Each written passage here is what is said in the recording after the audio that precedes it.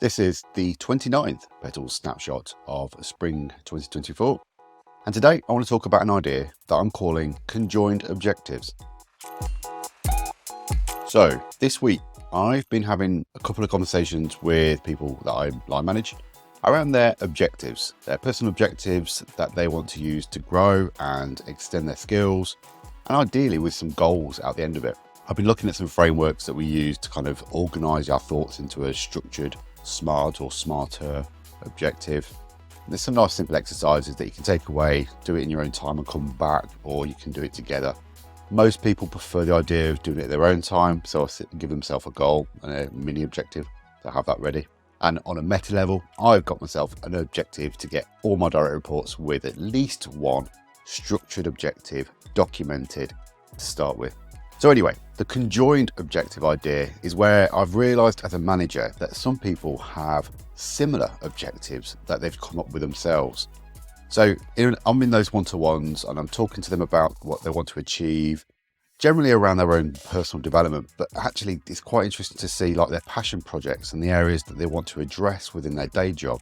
These are things that might not necessarily be part of the plan or on a project or anything like that, but it's something that they've got an eye on. They're like, I really want to try and get this into place for us all to benefit from.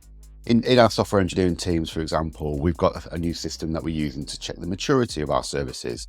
And it gives us some nice visual reports to understand, where we're doing well and where needs to be improvements made. And the amount of engineers that really want to get behind this as a concept and as an objective is fantastic, but only through their own conversations that I'm having with them. And then yesterday, I had a really interesting conversation with two people that were both on a very similar page. They both had an idea that they want to improve something technically and themselves. But when I was talking to them, I was like, actually, you do realize that person wants a very similar goal. And you've got the same output from this, but you've both got slightly different angles of looking at this. This is where the idea of a conjoined objective comes together. You've got your own personal goal, your own personal reason to do this, but the outcome is very similar and they kind of overlap in the output, but in different ways, using different methods and skills to get to that fair point. Is this something you could probably look at with your own teams as well? It's not something that should be limited to software engineering or tech or where I work.